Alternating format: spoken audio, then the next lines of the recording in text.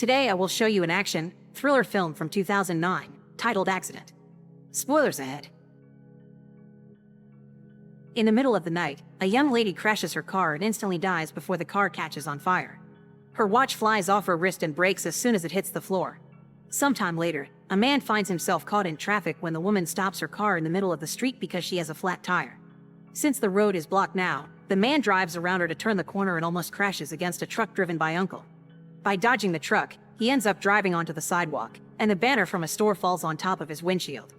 The man leaves the car to remove the banner, but by pulling it, it shakes a wire attached to a window, which had been previously prepared by Fatty. The window breaks and all the shards fall on top of the man, killing him. People quickly call the police, who come to check on him while waiting for the ambulance. Among the curious crowd, the brain is making sure everything is going according to plan. It turns out this hadn't been an accident, it was a murder planned by his team, which creates elaborate schemes to make their kills look like accidents. The cops help woman push away her car to leave, and Uncle leaves too in his truck after dropping his cigarette on the ground. Brain sees this and picks it up not to leave any evidence at the scene of the crime. Meanwhile, Fatty goes to a parking lot nearby where he uses balloons to cover up the security camera. Then he approaches the car where their client left their payment to pick up the envelope with the cash. Moments later, woman and Uncle are at their hideout watching the news. The man they killed was a triad gang boss and there was no doubt it had been an accident. Woman's worried about Uncle's mistake of dropping his cigarette, but when Fatty comes over, Uncle lies and says he picked the cigarette up.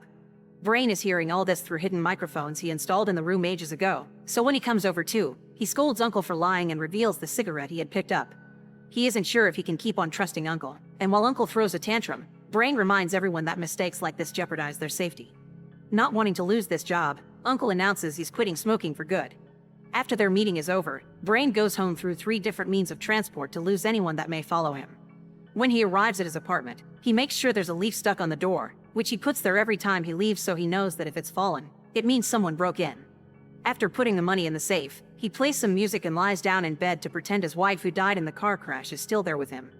Sometime later, Mr. Wong is contacted by Fatty to receive instructions on how to hire them for their next killing. He must grab a bag from a trash can and put his belongings in them. Then he must enter an old building and leave the bag outside the elevator while he goes to the 6th floor. Fatty picks up the bag and takes it with him on the bus where he meets Brain and they look through the things together. Wong wants them to kill his wheelchair-bound father. For a couple of days, Brain follows father and son to learn their routine by heart, then the team studies the area to come up with ideas for accidents. Their best option is to use the electricity that powers the local tram, because Brain refuses to even consider a car crash as an option. In the end, they come up with the idea of hanging a wire from the tram cable that will make contact with the target when he crosses the tracks.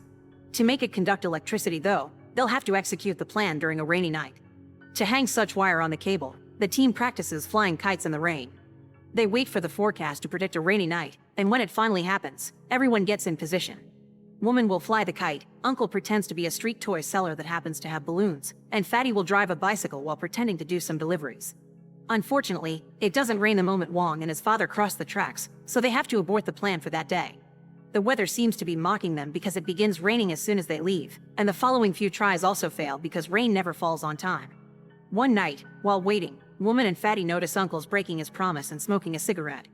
They scold him for it, reminding him of his quitting some days ago, but he begins showing signs of Alzheimer's when he doesn't remember his promise. Woman and Fatty think they should abort the mission because Uncle is obviously not well, but at that moment, it starts raining. Not wanting to miss the chance they've been waiting for so long and since Uncle swears he's fine, Brain orders them to execute the plan. First, Woman lets the kite tangle around the tram cable. Then, Uncle is supposed to release the balloons to cover the security camera, but he forgets. Brain tells Fatty that since it's dark and raining, they can take the risk anyway, so Fatty pushes through with his bicycle and drives near Wong to make him trip and fall. This causes him to let go of his father's wheelchair and the old man slips back into the tram tracks, where he is touched by the kite wire and instantly electrocuted. Afterward, Brain goes to look for Uncle, and in his hurry, he bumps against a random person. While dodging them, he steps onto the street without noticing the incoming bus. In his desperation to avoid hitting Brain, the bus driver turns the vehicle and ends up hitting Fatty instead before crashing against a car. Brain runs to check on Fatty, who wonders if this truly was an accident before dying. Not having time to waste, Brain takes all of Fatty's personal belongings and runs away before the police can find him. When Brain arrives at his apartment later, he finds the leaf on the floor, indicating someone has broken in. However, the police are already there because a neighbor noticed the open door and called them. The apartment is a mess and all the money is missing from the safe, but Brain is relieved to see at least they didn't take his wife's watch. Before leaving, the cops tell him that other flats in the building have also been broken into, but Brain still believes this was no accident. Someone obviously is going after the team. Feeling extremely paranoid, he removes the SIM card from his phone not to be tracked, frustrating woman because now she can't reach him. Afterward, Brain goes to stay at another apartment that he had rented for emergencies like this one. The TV shows the police have decided the bus crash was an accident, and the driver is still unconscious. The next day, Brain begins watching the streets from an abandoned building. Uncle has forgotten they've already finished the job, so he's pretending to be the toy seller again, and Wong is going to an insurance company's office to see his agent Chan. The two men argue strongly about a file, which leaves Wong crying and Chan making a serious-looking phone call. Afterward, Brain goes to have lunch at a local fast food joint and accidentally comes across woman, who expresses her worries. Brain refuses to talk to her and leaves as soon as she opens her mouth. In the evening, Brain visits Uncle, who has started to take pills, and tells him this plan has been aborted. The next morning, Brain takes him to another one of his many apartments, where he has to stop Uncle from taking his pills twice. Uncle admits he can't recall when he began getting so forgetful and he doesn't remember the exact state of his health. He does remember Brain though, and that his wife died because of a speeding car. To this day, Brain still thinks that the accident had been a setup that should have killed him instead, and Uncle is the only one that believes him. In order to keep Uncle busy and safe, Brain makes up a new mission and tells him to stay in that apartment, keeping an eye on the happenings of the street under his window until new orders. Next, Brain begins following Chan around, getting suspicious when he hears him talking on the phone on the bus, saying it's been done. At home, he seems to be going through a regular normal life, and Brain can't help noticing that the apartment under Chan's is up for rent. The next day, Brain changes his looks and rents the empty apartment.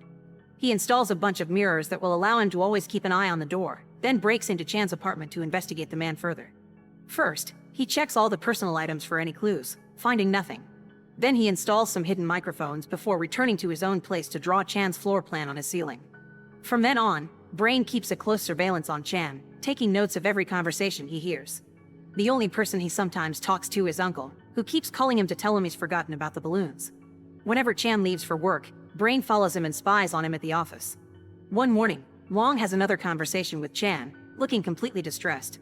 After refusing to give Chan a file, Wong goes to the usual parking lot to leave the payment in a car. Brain's surprised to find there's a balloon already there covering the security camera and decides to wait, which allows him to discover woman is coming to pick up the envelope. Brain calls her after she gets in her own car, and she explains she's now in charge of picking up payments.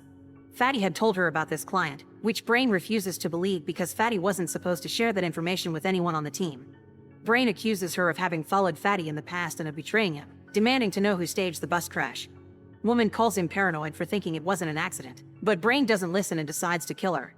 By forcing the fire alarm, the tap on a nearby pipe flies off under the water pressure and hits woman on the head. After cleaning his fingerprints off the alarm, Brain checks she's really dead and takes away the envelope with the cash. On his way out of the building, he sees Wong falling to the ground, instantly dying.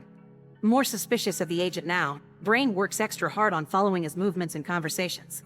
One evening, he hears Chan mention a client that he calls an old man, who fell from a window on the second floor. On a different night, Brain has to sit through Chan and his girlfriend getting busy, which makes him miss his wife even more. A few days later, Brain hears Chan tell his mother on the phone about Wong's weird case.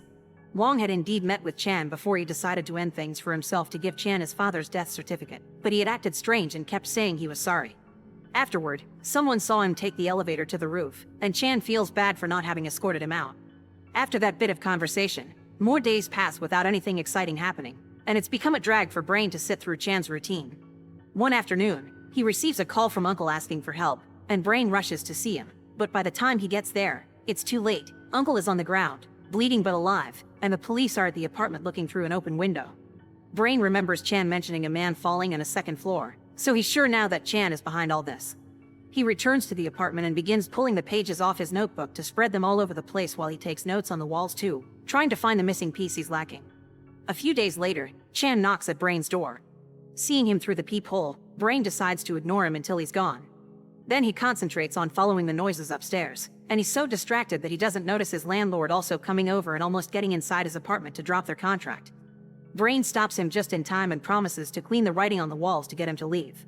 Afterward, he spies the landlord's movements through the window, discovering that Chan is talking to him about something serious.